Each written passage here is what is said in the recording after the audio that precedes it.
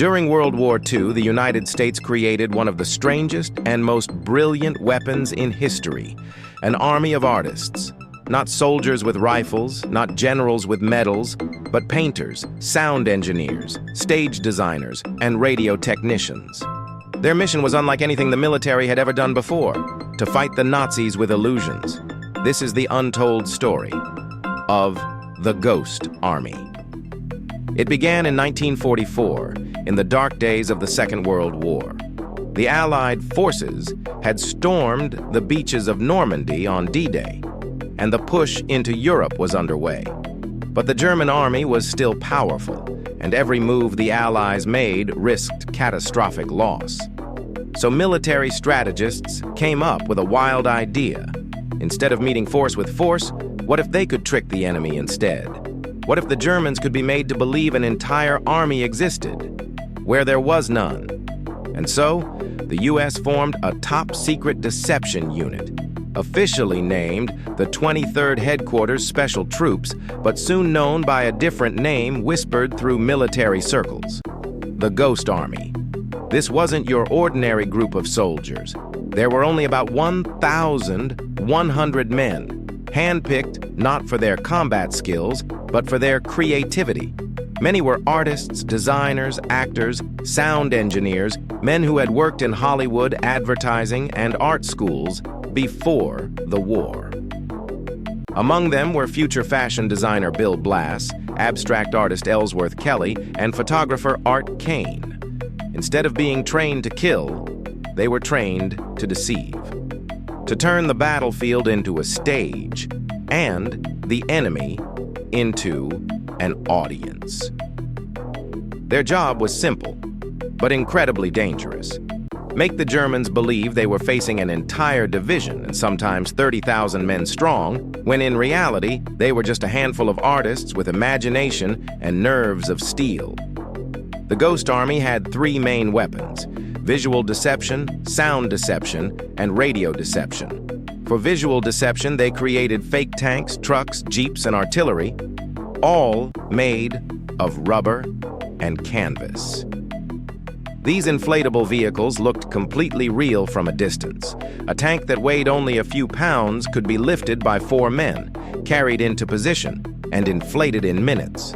Once set up in fields and roadsides, it looked like an entire armored division had rolled in overnight. From the air, or even through binoculars, the illusion was perfect. German scouts would see a formation of Sherman tanks and immediately radio in reports of an impending attack. But the Ghost Army didn't stop there. To complete the illusion, they needed sound. That's where sound deception came in.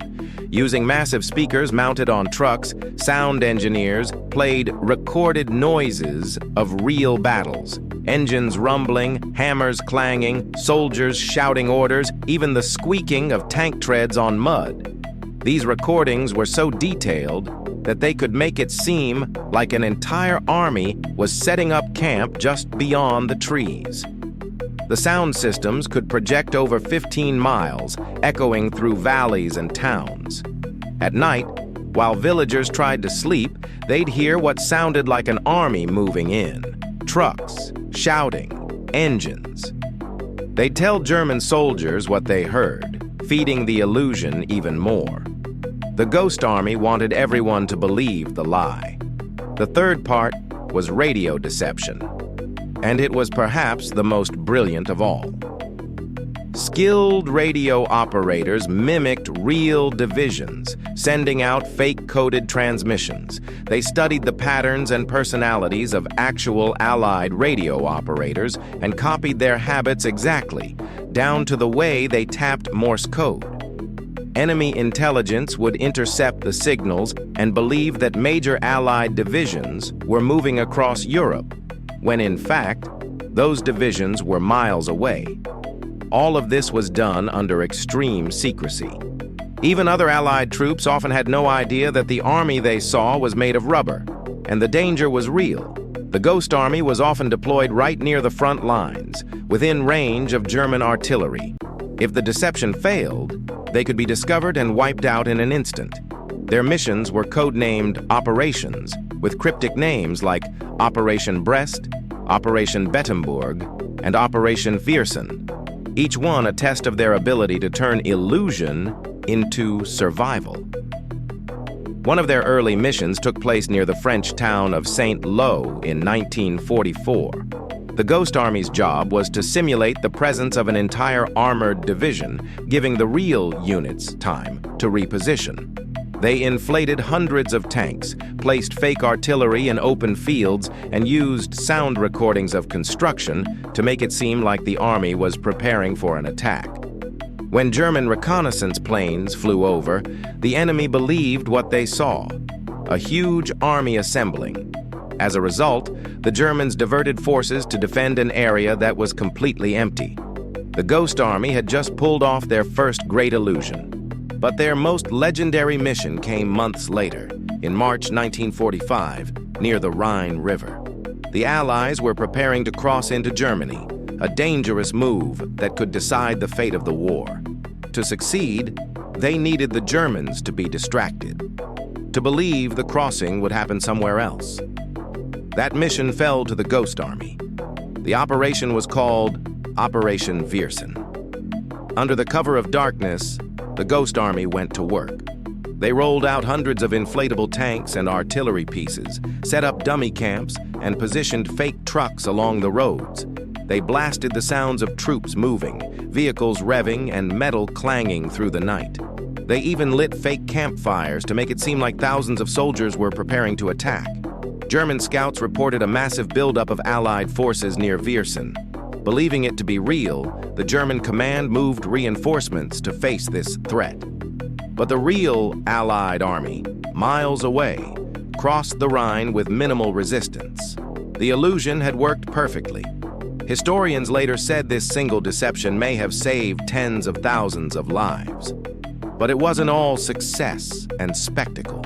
For the men of the Ghost Army, the missions were dangerous and exhausting. They were artists, not warriors, and yet they often found themselves under fire. They couldn't fight back. Doing so would risk revealing their secret. Instead, they had to stay silent and pray the enemy never discovered the truth. Some of them didn't make it home. One soldier later said, "We were pretending to be something we were not, and if the Germans ever found out, we'd be dead within minutes." When the war finally ended in 1945, the Ghost Army disappeared into history. Their work was classified as top secret.